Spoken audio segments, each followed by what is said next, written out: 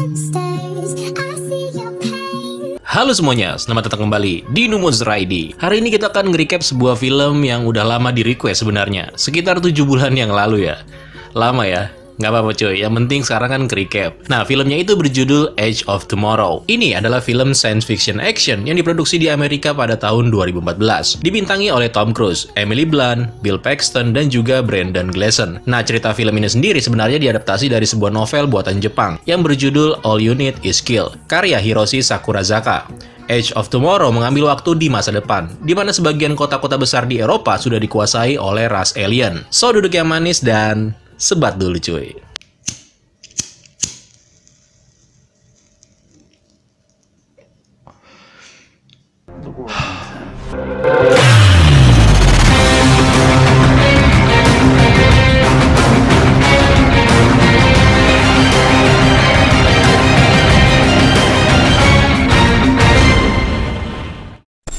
Oke, ceritanya dimulai pada tahun 2015, di mana ada sebuah fenomena meteor yang memasuki bumi dan jatuh di Eropa, tepatnya di kota Hamburg, Jerman. Awalnya orang-orang mengira kalau itu hanyalah fenomena meteor yang biasa-biasa aja. Namun rupanya itu adalah awal mula kemunculan ras alien yang disebut sebagai Mimics. Dari sana, ras alien tersebut melakukan serangan sampai 5 tahun setelahnya. Mereka dengan cepat menaklukkan hampir sebagian benua Eropa. We've suffered millions of casualties, and yet the evacuation to mimic and even anticipate.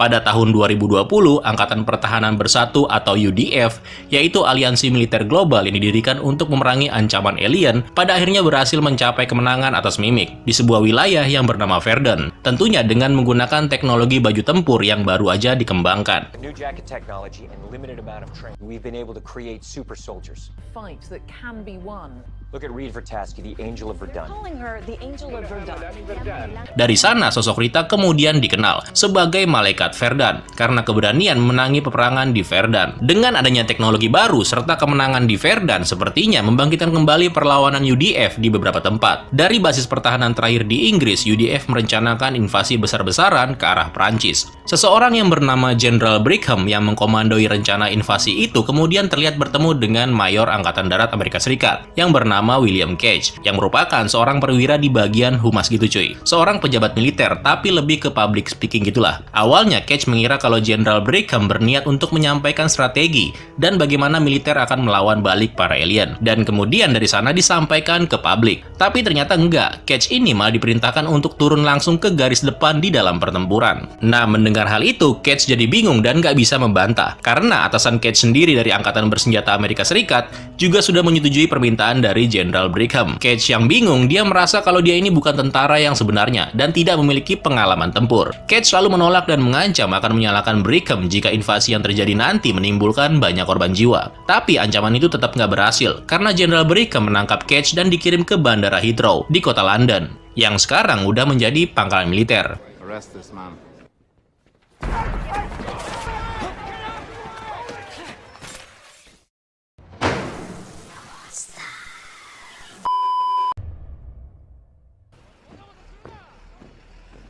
Cage terbangun dalam keadaan terborgol, di mana dia melihat banyak sekali prajurit militer. Cage kemudian bertemu dengan Sersan Farrell, di mana Cage mengatakan kalau dirinya merupakan seorang perwira militer. Namun ternyata pangkatnya Cage ini udah diturunkan menjadi seorang prajurit. The only honest thing you said to me so far is your name. It says here you were caught impersonating an officer. It says here you'd likely try to make an outside call, even compromise security of this operation. Anything to get out of combat duty tomorrow. But that's not gonna happen. Private Cage. Dengan terpaksa, Cage yang malang mau nggak mau harus bergabung dengan prajurit yang lainnya. Dia dimasukkan ke dalam sebuah unit yang bernama J-Squad, yang rupanya orang-orang yang ada di unit itu tidak cocok dan juga nggak ramah sama si Cage. Malam pun sudah berlalu, kini semua prajurit bersiap untuk melakukan invasi ke Perancis, termasuk Cage yang juga susah payah memakai baju tempur miliknya. Nah, selain itu, Rita pahlawan kemenangan UDF di kota Verdun juga ikut dalam invasi ini.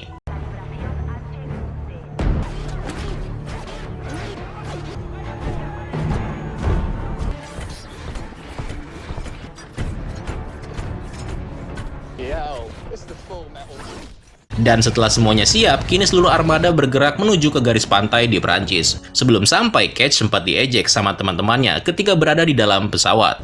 Hey, mate! I think there's something wrong with your suit. Yeah, there's a dead guy in it.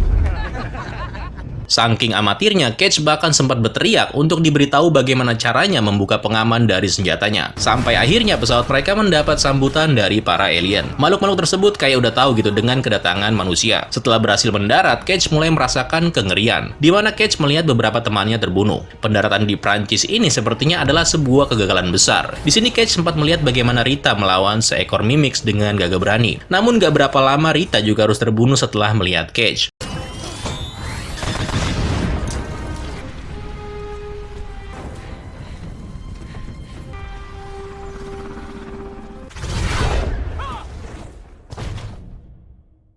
Cage kemudian berkumpul kembali dengan G-Squad, tapi nggak lama setelah itu beberapa alien juga muncul dan menghabisi mereka semua. Cage pada akhirnya berhasil membuka pengaman dan membunuh alien tersebut. Tapi yang dia bunuh itu Mimics yang kecil, karena Mimics yang lebih besar tiba-tiba muncul tepat di depan Cage. Nah, ketika Cage akan dihabisi dengan cepat, dia mengambil bahan peledak dan kemudian membunuh Mimic biru yang besar itu.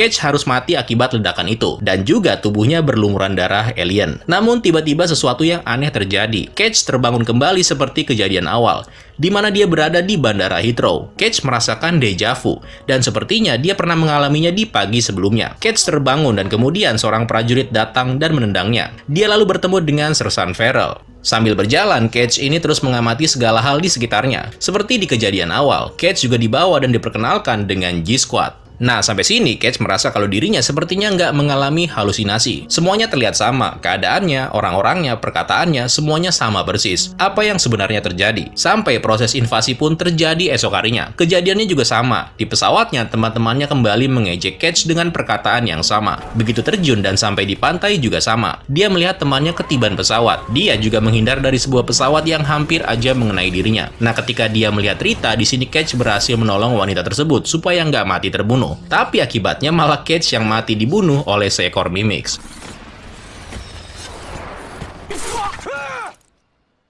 Dan ternyata Cage kembali terbangun di tempat yang sama dengan keadaan yang sama pula. Nah, karena Cage udah sadar kalau ini bukanlah halusinasi, dia kemudian berupaya lebih dulu untuk memperingatkan Sersan Farrell tentang kegagalan invasi yang akan mereka lakukan besok pagi. Tapi si Farrell juga nggak percaya. Cage bahkan mencoba membuktikannya dengan lebih dulu mengatakan kalau tim yang ada di depannya ini bernama G-Squad. This is J-Squad. Yes, this is J-Squad. Your name is Nance. You're Bibble.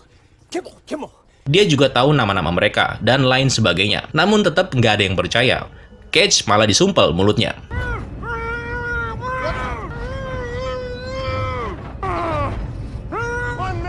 Nah, jadi Cage ini kembali hidup lagi, mati dan mengulang lagi semua kejadian. Seperti mengalami putaran kematian di pantai dan terbangun kembali di Bandara Heathrow. Terus begitu dan berulang kali. Sampai pada suatu momen, Cage mencoba menyelamatkan Sersan Rita. Slaughter, you need to get us off this beach. We have to go. This dropship is about to explode.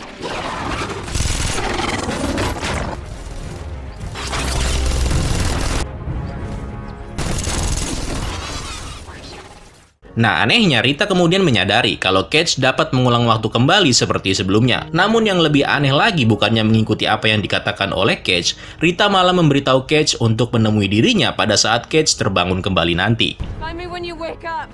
What are you doing? What? Come find me when you wake up. Dari sini, Cage tampak mulai tenang dan bisa mengendalikan situasi, karena tujuan dia sekarang adalah bertemu dengan Rita. Dan nggak mudah tentunya. Cage merencanakan semuanya berjalan sebagaimana mestinya, tanpa sepengetahuan siapapun. Awalnya sih keren ya cuy, tapi Cage ini sempat kelindes kendaraan dan terpaksa ngulang lagi. Drop and give me. 50, Sarge! That's right. 50.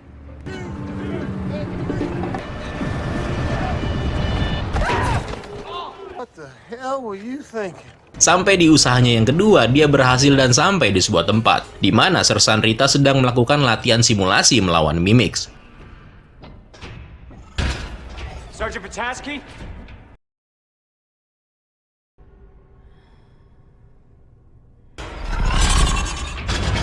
Who said you could talk to me? You did. We meet. Tomorrow. At the beach. You said to find you, when I wake up. You do know what's happening to me.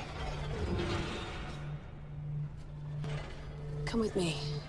Setelah itu Rita membawa Cage ke lokasi yang berbeda. Sambil berjalan, Rita mengatakan untuk jangan memberitahu siapapun perihal apa yang dialami oleh Cage. Karena kalau sampai ketahuan, Cage bisa dijadikan objek uji coba. Nah, dari sini kemudian terungkap kalau apa yang dialami oleh Cage juga pernah dialami oleh Rita. Sampai pada suatu waktu kekuatan yang ada di dalam tubuh Rita tiba-tiba menghilang. Itulah kenapa pertempuran Verdun berhasil dimenangkan. Karena Rita ini memiliki kemampuan tersebut. Nah, kemudian Rita membawa Cage untuk bertemu dengan Dr. Carter, seorang ahli biologi yang paham tentang alien mimik. Dia menjelaskan bahwa mimik adalah superorganisme di mana sang Omega atau si otak ini adalah induk para mimik yang bisa mengendalikan waktu. Dari sekian banyaknya mimik, ada sedikit jenis yang langka yang disebut sebagai alpha. Nah, ini adalah makhluk yang dibunuh sama Cage. Alpha ini berperilaku sebagai ganglia atau penghubung supaya Omega bisa mengontrol mimik biasa. Nah, anggap aja Omega itu adalah rajanya, Alpha sebagai jenderalnya, dan Mimics biasa adalah prajuritnya. Sang raja memberikan perintah kepada jenderal dan jenderal kemudian meneruskannya kepada para prajurit. Nah, jika si Alpha mati, maka Omega bisa mengatur ulang kembali waktu dan menyesuaikan taktiknya sampai pertempuran dimenangkan oleh Mimics. Alias, para alien sebenarnya bisa mengetahui masa depan. Nah, karena musuh tersebut bisa mengetahui masa depan, maka mereka nggak akan bisa dikalahkan.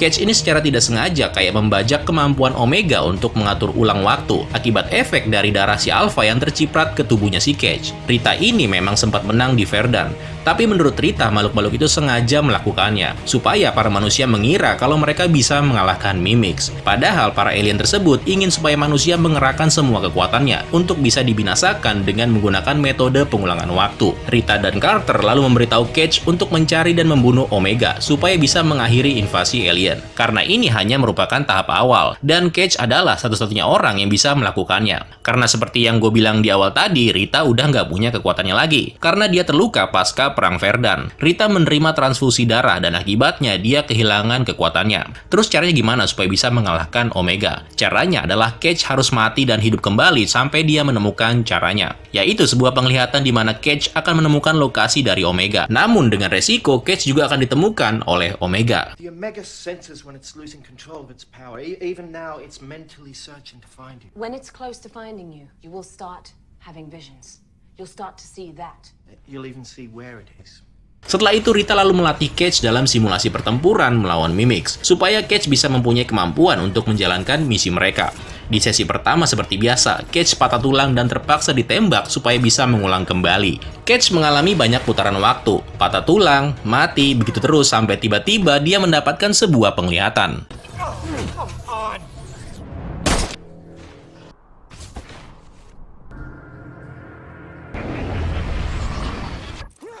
Nah, penglihatan tersebut lalu diberitahukan kepada Carter. Cage memperkirakan kalau sang Omega ada di sebuah bendungan di wilayah Jerman. Tapi lokasi spesifiknya Cage juga belum tahu. Karena itu Rita terus membantu Cage dalam pertempuran di Prancis yang terus aja berulang. Mereka mati di pantai, ulang lagi, mati lagi, dan ulang terus. Mereka sengaja melakukannya demi mencari cara untuk bisa keluar dari dalam pertempuran. Supaya mereka nantinya dari sana akan memulai rencana yang baru lagi demi mencari si Omega. Nah, saking banyaknya pertempuran yang dilakukan bersama dengan Rita, Cage merasa kasihan dan gak tega kalau harus terus-terusan melihat Rita mati di medan pertempuran. Cage selalu melarikan diri menuju ke London dan mencoba menghindar dari semuanya. Dia nggak ikut invasi di Prancis, cuy. Namun kenyataannya keadaan menjadi semakin buruk. Jadi setelah mengalahkan UDF di Prancis, Mimics lalu menuju Inggris yang merupakan basis pertahanan terakhir.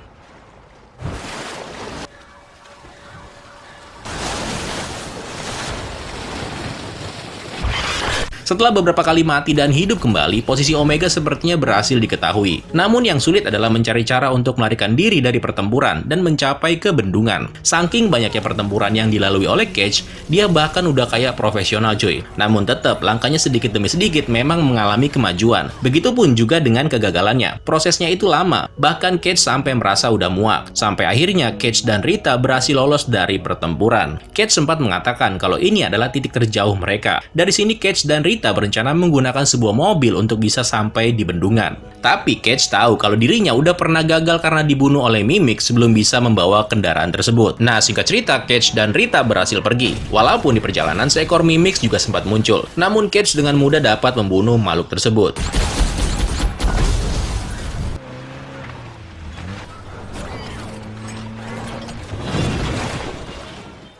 Sebenarnya Cage itu sudah sampai cukup jauh. Cage sudah berulang kali melihat Rita mati, dan bahkan dalam perjalanannya setelah berulang kali mati dan sampai di momen-momen seperti ini, Rita juga menceritakan tentang kehidupan pribadinya. Nah, karena semakin lama Cage sepertinya memiliki perasaan terhadap Rita. Namun Rita sendiri kelihatannya lebih tertarik kepada bagaimana menyelesaikan misi mereka. Sebenarnya Cage ini tertahan karena inilah titik di mana Rita nggak bisa melewatinya. Di mana Cage ini berulang kali melihat Rita mati ketika membawa sebuah helikopter, dan nggak ada satupun cara untuk mengatasinya. And if I go on and kill the Omega, you're dead.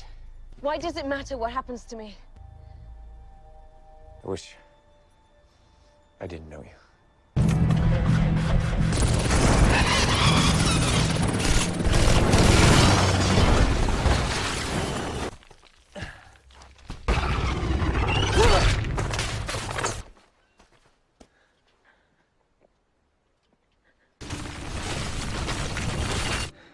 Cage harus mati dan mengulang kembali. Kali ini Cage melakukan dengan caranya sendiri. Dia tidak memberitahukan semuanya kepada Rita. Ketika invasi akan dilakukan, Cage nggak memakai helm pelindung. Dia membiarkan temannya mati ketiban pesawat.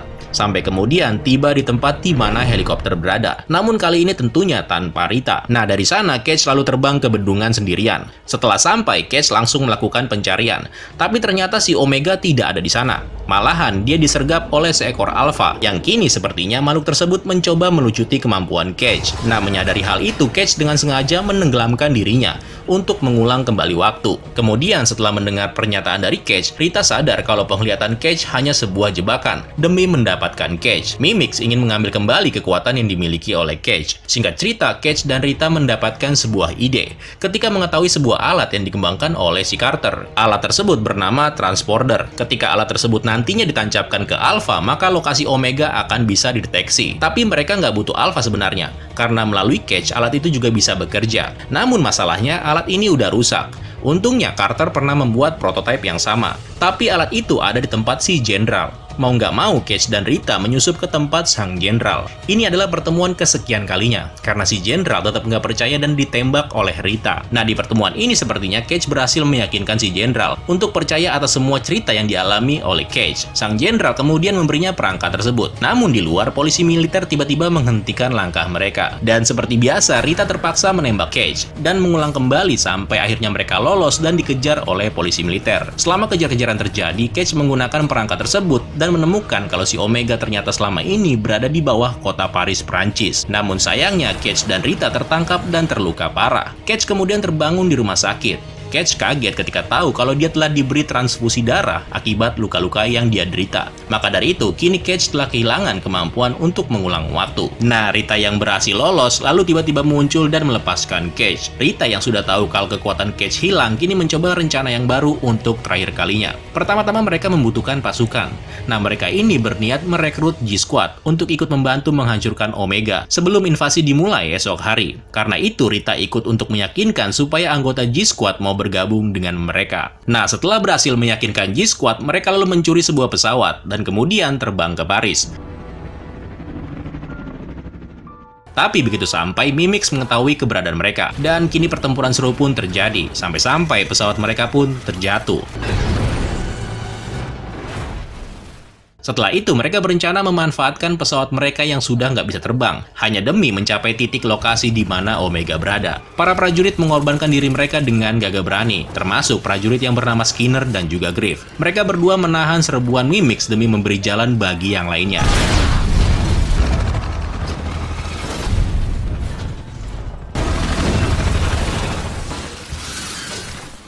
Sampai pesawat mereka menabrak dan sampai di tempat di mana Omega diperkirakan bersembunyi. Nah, setelah sampai, Cage dan Rita lagi-lagi dikejar oleh para Mimix. Ketika mereka melihat lokasi Omega, seekor Alpha juga tiba-tiba muncul. Akibatnya Cage dan Rita bersembunyi. Di sini Cage sempat berencana memancing Alpha, sementara Rita akan membunuh Omega. Namun Rita menolaknya. Dia nggak mau kalau Cage sampai mati di tangan si Alpha. Karena itu mereka bertukar peran. Cage akan membunuh Omega, sementara Rita akan memancing perhatian sang Alpha. Rita kemudian mencium Cage untuk berterima kasih kepadanya karena telah membawa dirinya sejauh ini. Nah setelah itu Rita kemudian berlari dan mencoba memancing si Alpha. Namun sayang Rita harus terbunuh. Bukan cuma itu, si Alpha rupanya menyadari apa yang akan dilakukan oleh Cage. Dengan cepat makhluk itu mengejarnya, tepat sesaat setelah Cage masuk ke dalam air.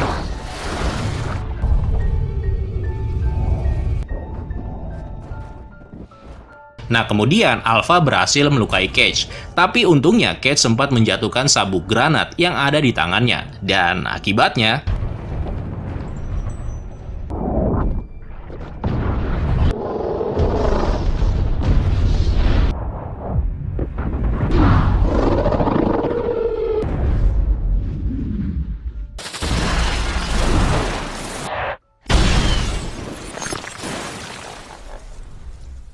ledakan tersebut menghancurkan Omega, membunuh Alpha dan seluruh Mimics. Nah, sementara itu pada saat Cage dalam keadaan sekarat, tubuhnya itu mengapung di dalam darah milik Omega. Dimana kemudian Cage kini terbangun 2 hari sebelum invasi, tepatnya ketika dirinya dalam perjalanan untuk bertemu dengan Jenderal Brigham. Tapi kali ini Cage terbangun dalam situasi sejarah yang ceritanya berbeda. Dalam timeline ini, dia menonton konferensi pers di mana Jenderal Brigham mengumumkan kalau ada sebuah ledakan energi yang misterius yang terdeteksi di wilayah Paris. Akibat ledakan itu diperkirakan para Mimics telah mati. Russian and Chinese troops are now moving across Europe without resistance. Tomorrow we advance on the western front. Dari sana Cage lalu menuju ke pangkalan Heathrow. Nah, setelah itu dari sana Cage kemudian menuju ke tempat di mana Rita berada. Yes? What do you want?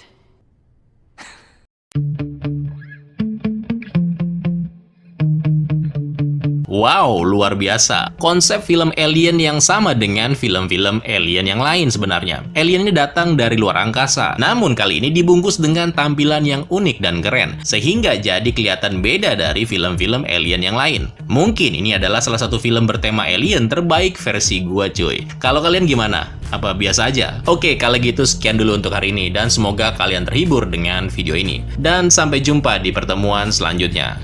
Keren lu semua. Ciao.